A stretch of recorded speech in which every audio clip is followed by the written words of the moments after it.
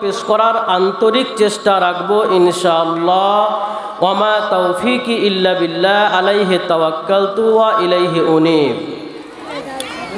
যারা আপনারা আমার আলোচনা আগে শুনেছেন হয়তো আমার সম্বন্ধে মোটামুটি ধারণা আছে।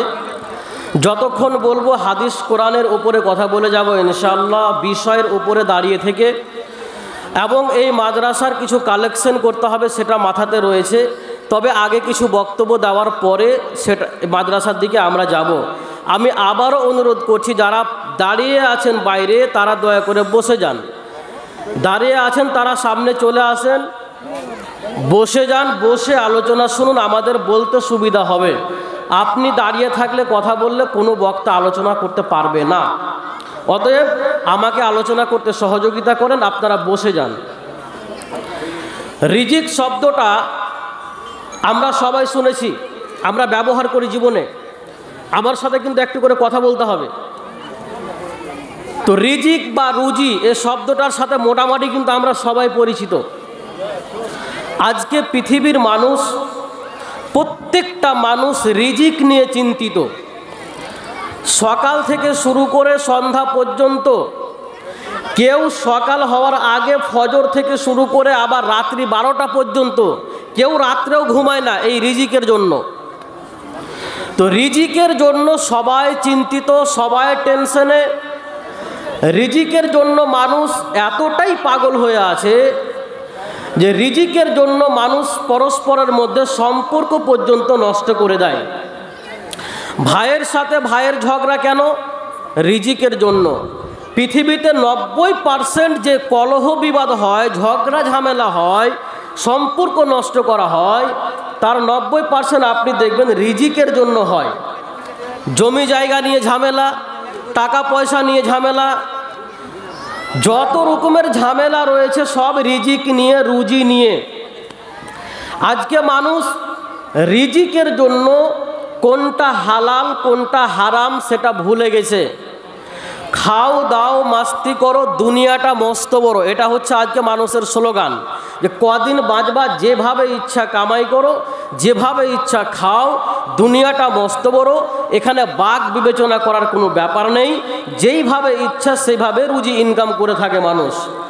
হালাল হারামের কোনো পরোয়া নেই। যে ব্যক্তি হালাল হারাম বিবেচনা করে রুজি অর্জন করা থেকে দূরে থাকে তাকে আমরা বলি পাগল। আচ্ছা বলুন, একজন স্কুলের শিক্ষিকা ম্যাডাম, তাকে বলা হলো যদি আপনি পর্দা করে স্কুলে আসেন তাহলে আপনাকে চাকরি ছাড়তে হবে। তো ওই ম্যাডাম বলছে ঠিক আছে, আমি চাকরি ছেড়ে দিলাম, তবু আমি বোরখা পরা ছাড়বো না, আমি পর্দা করা ছাড়তে পারবো না, আমি চাকরি ছেড়ে দিলাম। তখন সমাজের মানুষ ওকে বলবে এই মেয়েটা হচ্ছে পাগল।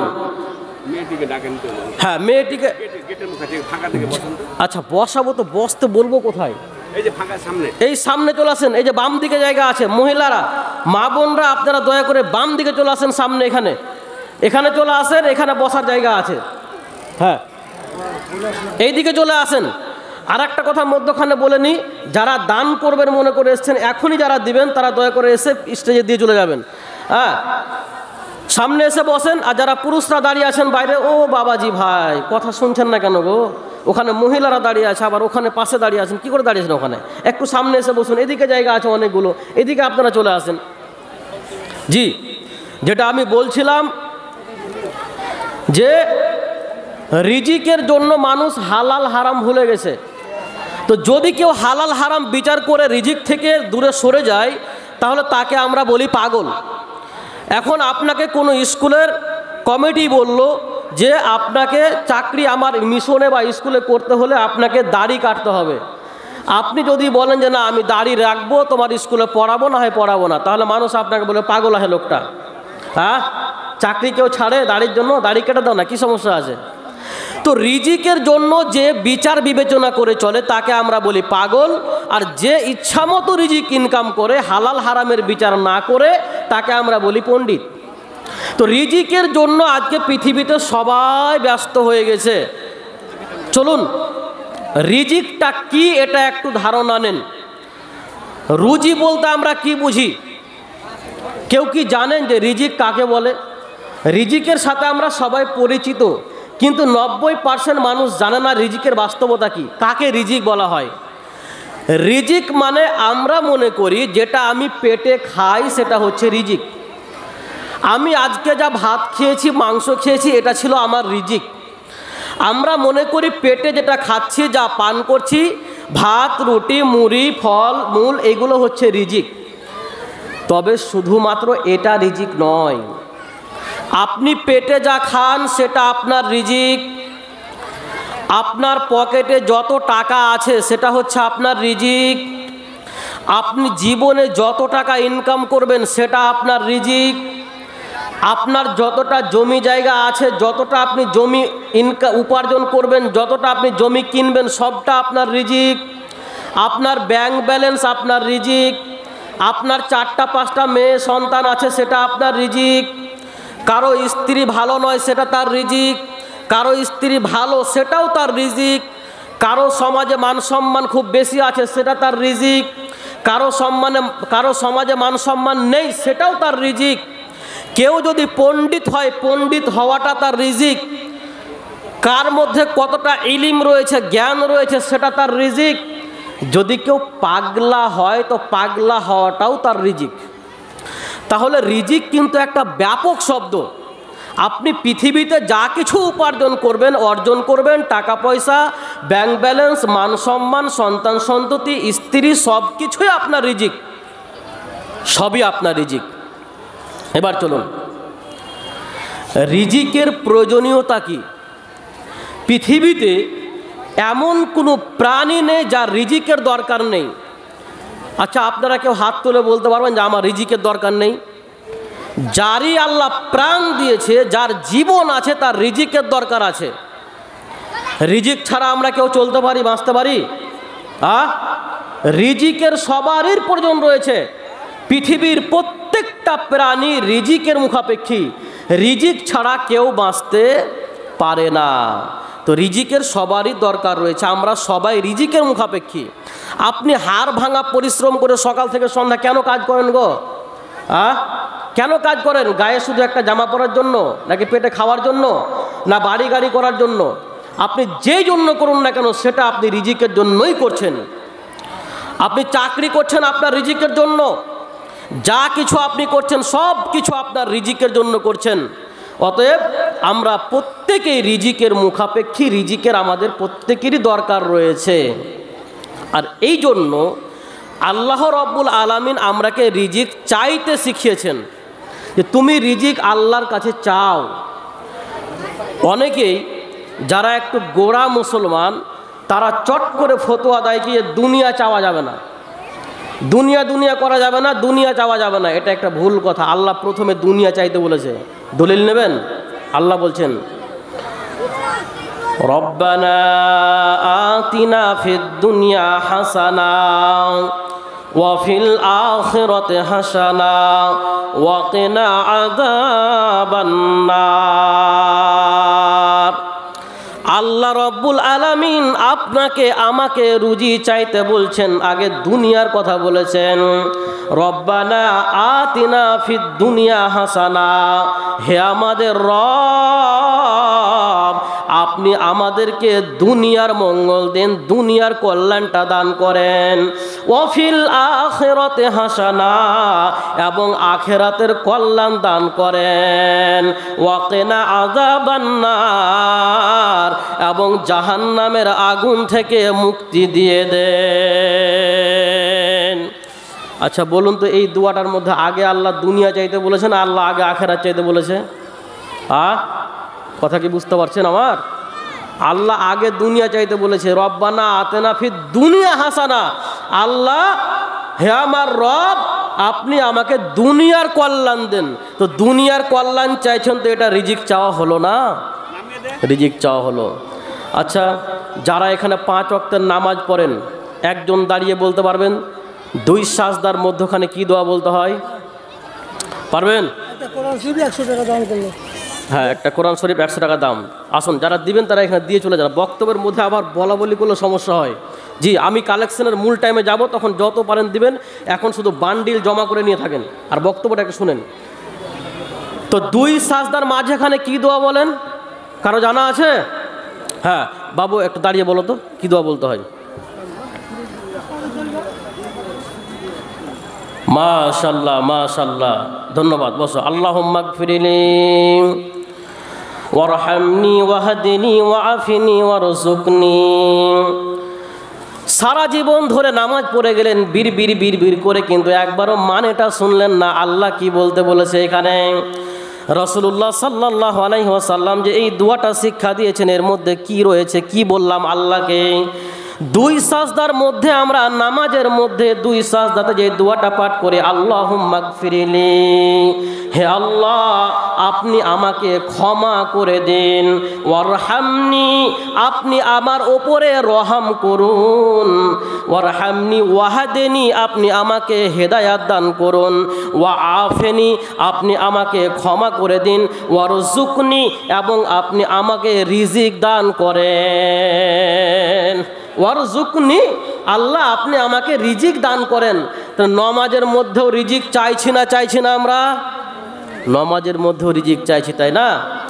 আচ্ছা, রিজিক শুধু চাওয়া নাই, রিজিক বেশি করে চাইতে বলেছেন আল্লাহ রাসূল। রিজিক বেশি করে চাইতে হবে আল্লাহর কাছে।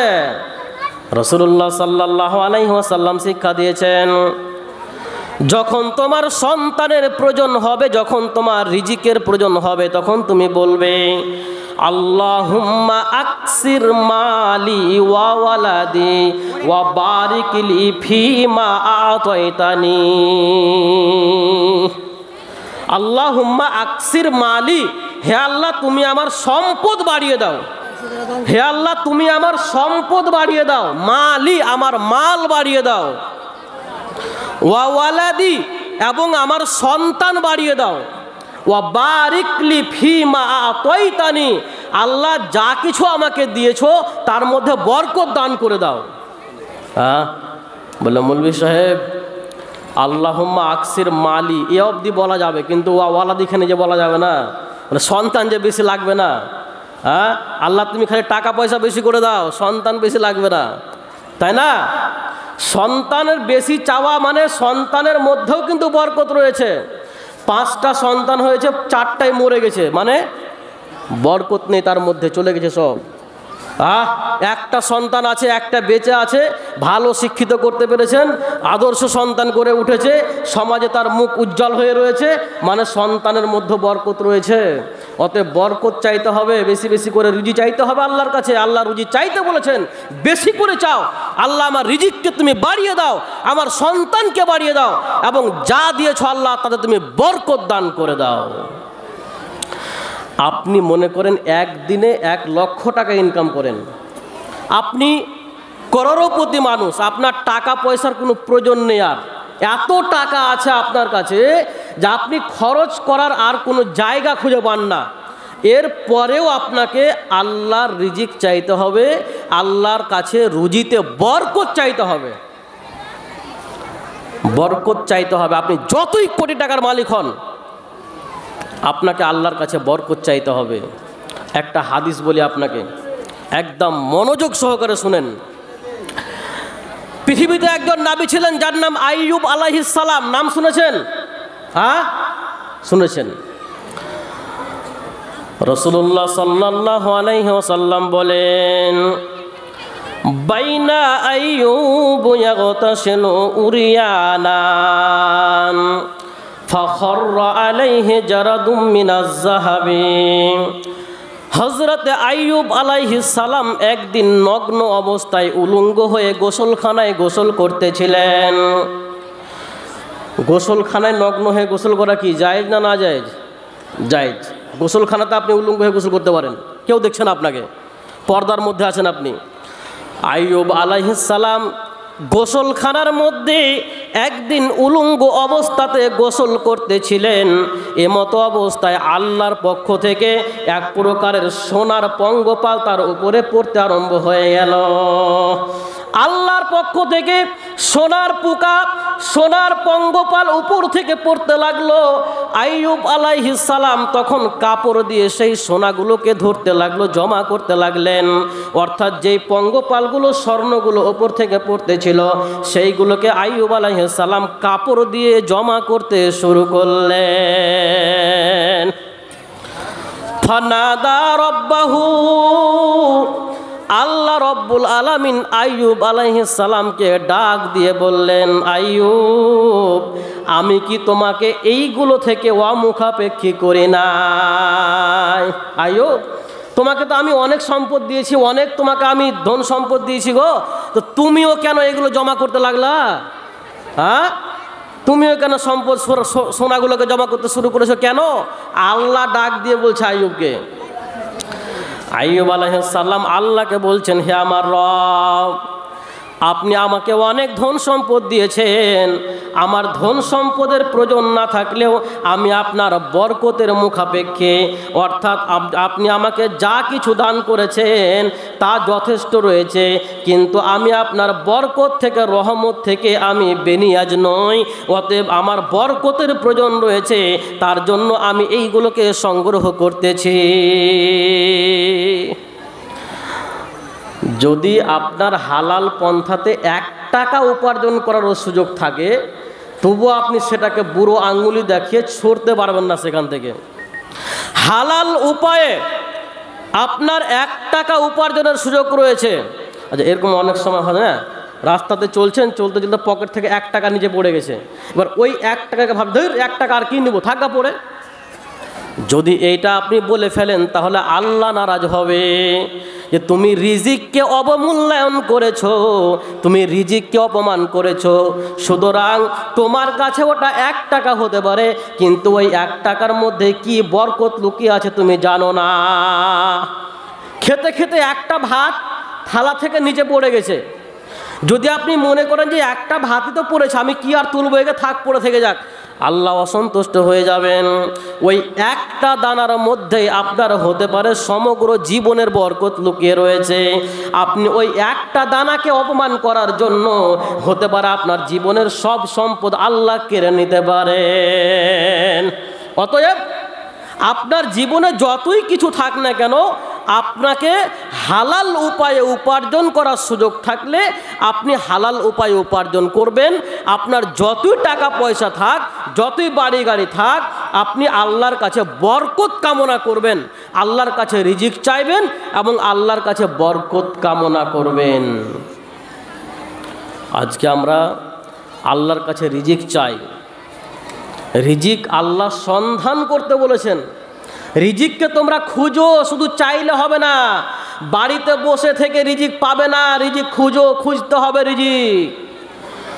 আল্লাহ কি বলছেন? বিসমিল্লাহির রহমানির রহিম। ইয়া আইয়ুহাল্লাযীনা আমানু ইযা নুদিয়া লিস-সালাতি মিন ইয়াউমিল জুমআহ ফাসআউ ইলা যিকরিল্লাহি ওয়া যারুল বাই' যালিকুম খায়রুল লাকুম ইন কুনতুম তা'লামুন। হে ঈমানদাররা, শুনে নাও, যারা তোমরা আল্লাহর প্রতি বিশ্বাস স্থাপন করেছো, শোনো, তোমরা যখন তোমাদেরকে নামাজের দিকে আহ্বান করা হবে, তখন তোমরা ব্যবসা বিজনেস ছেড়ে দিয়ে তোমরা নামাজের দিকে চলে এসো। ব্যবসা বন্ধ করে নামাজের দিকে চলে এসো, নামাজের দিকে এসো। এর মধ্যে তোমাদের জন্য কল্যাণ রয়েছে, এর মধ্যে তোমাদের জন্য উপকার রয়েছে। নামাজ ছেড়ে, কি বলে, ব্যবসা ছেড়ে তোমরা নামাজ পড়তে চলে এসো। এবার নামাজ পড়া হয়ে গেল। ফাইদা কুদিয়াতিস সালাতু ফান্তাশিরু ফিল আরজ। নামাজ যখন শেষ হয়ে গেল, তখন বালিশ কাঁথা নিয়ে মসজিদ আর শুয়ে থাকিও না, এবার কি করে রুজি সন্ধান করতে ছুটো।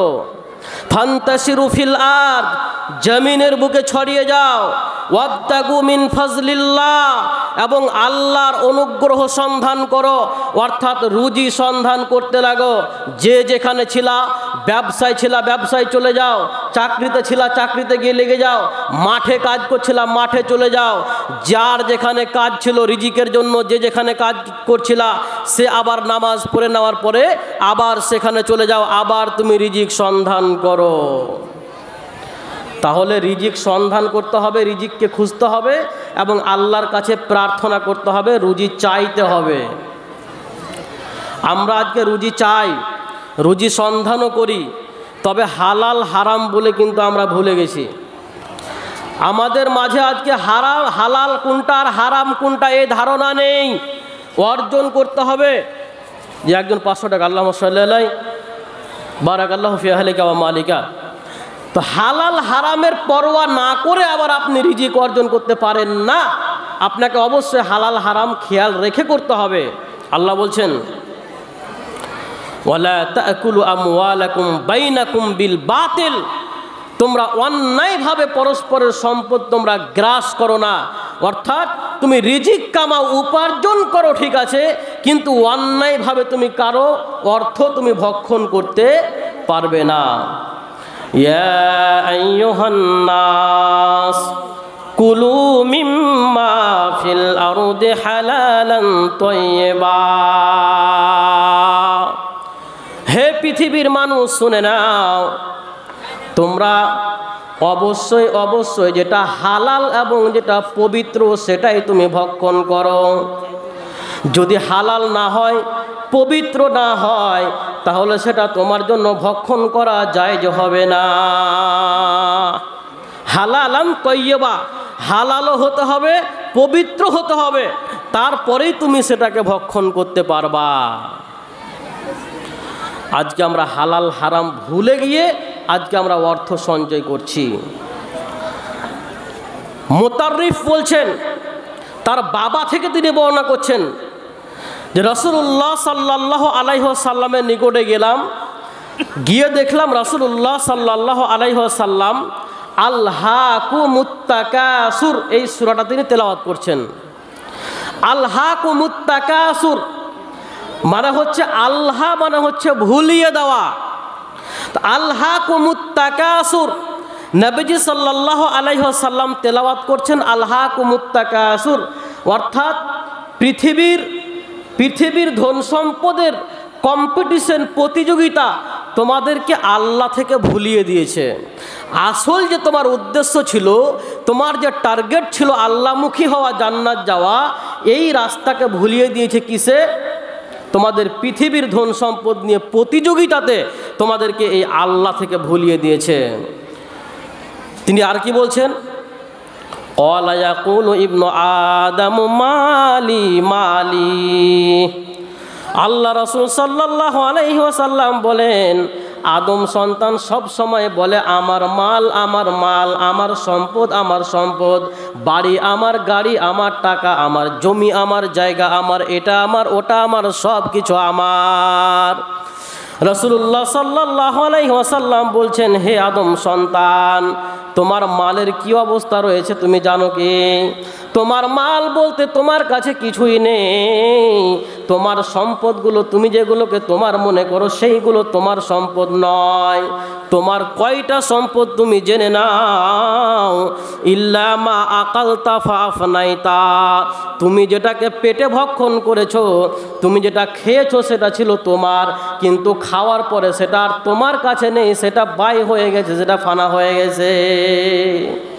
আচ্ছা বলুন তো, আজ থেকে আপনি 5 দিন আগে যা খেয়েছিলেন, একটু ফ্যানটা দিয়ে ঘোরান তো, আজ থেকে 5 দিন আগে যা খেয়েছিলেন সেটা কি আপনার পেটে জমা আছে? হ্যাঁ, আজ থেকে 5 দিন আগের খাবার আপনার পেটে আছে না সেটা মল হয়ে সেটা বেরিয়ে গেছে, পায়খানা হয়ে চলে গেছে? তাহলে যেটা খেয়েছেন সেটা আপনার ছিল, কিন্তু সেটা আপনার কাছে আর নেই। আউলা বিস্তাফা আবলাইতা, তুমি যা পরিধান করো কিন্তু সেই পরিধানের বস্তুটা তোমার থাকলেও সেটা পুরাতন হয়ে যায়। আজ থেকে 10 বছর আগে যে জামাটা করেছিলেন ওটা এখন আছে? আজকে যে জামাটা আপনি পরছেন এই জামাটা আপনার 5 বছর পরে আর থাকবে? তাহলে যা খেয়েছি আমরা সেটাও চলে গেছে নেই, যা পরিধান করি সেটাও আমাদের থাকে না, সেটা পুরাতন হয়ে যায়।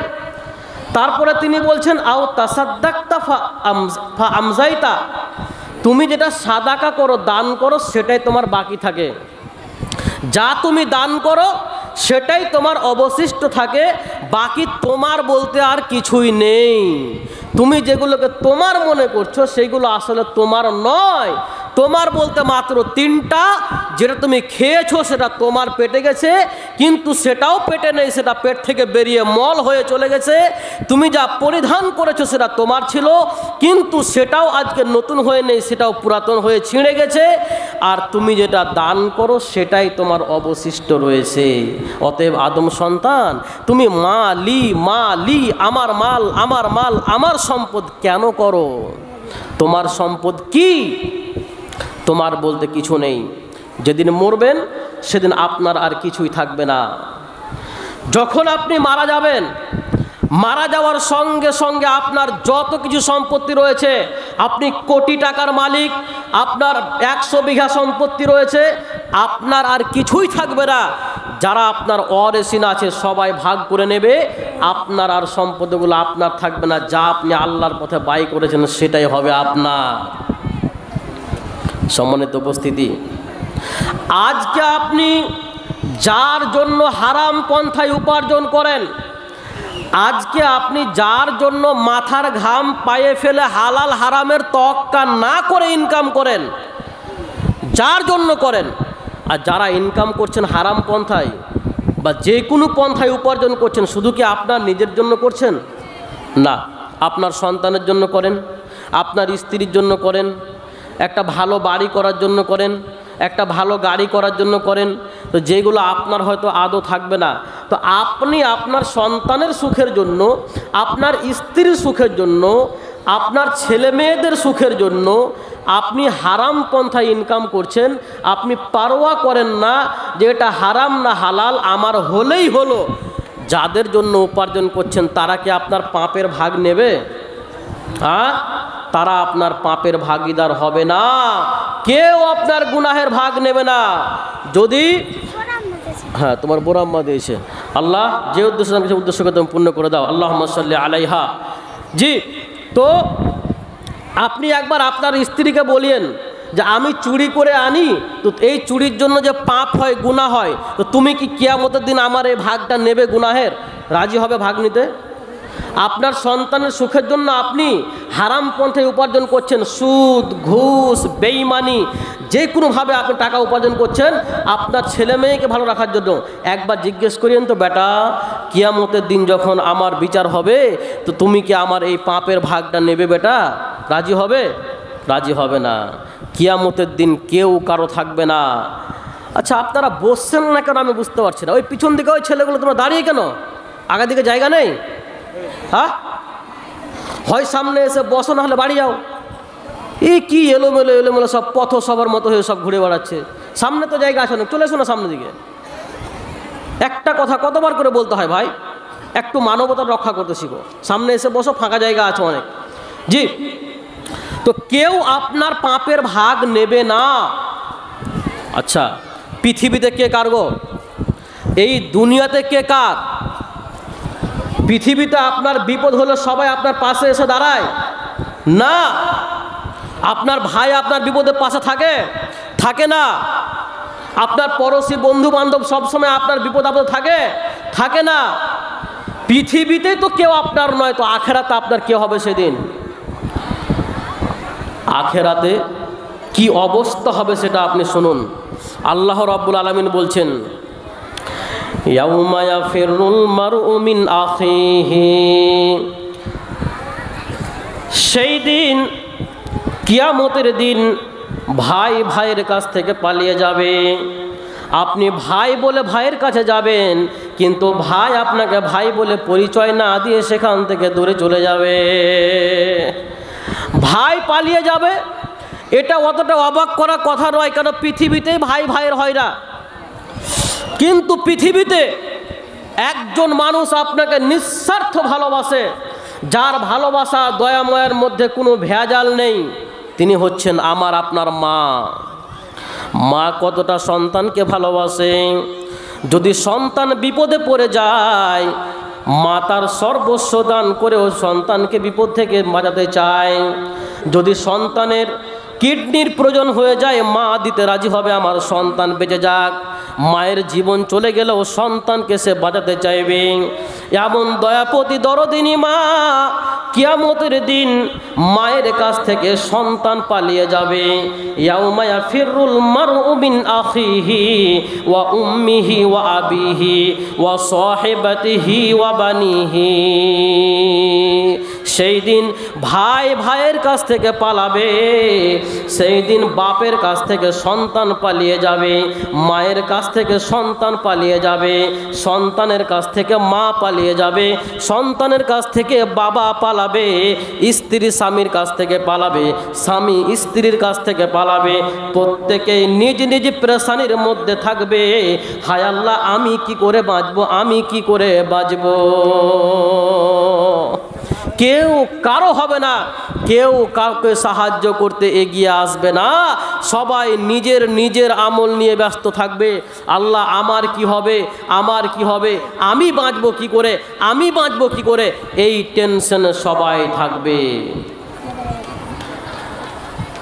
একটা হাদিস আপনাকে বলি, সেই দিন আপনি একাই অসহায়ের মতো ফেঁসে যাবেন। আজকে আপনার উপার্জন রিজিক যদি হালাল পন্থায় না হয়, আপনি কিয়ামতের দিন একা অসহায় হয়ে ফেঁসে যাবেন। রাসূলুল্লাহ সাল্লাল্লাহু আলাইহি ওয়াসাল্লাম বলছেন, লা তাজুলু কাদামা ইবনু আদম ইয়াউমাল কিয়ামাতি মিন ইনদি রাব্বিহি হাত্তা ইউসআলা আন খামসিন।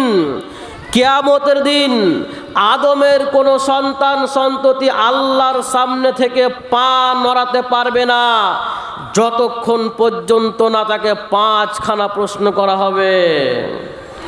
ভাইরা আমার, বাবাজি আমার, আজকে উপার্জন করছেন, চিন্তা করেন না, কিয়ামতের দিন 5খানা প্রশ্নের উত্তর দেওয়ার আগ পর্যন্ত আপনি আল্লাহর সামনে থেকে পা নাড়াতে পারবে না।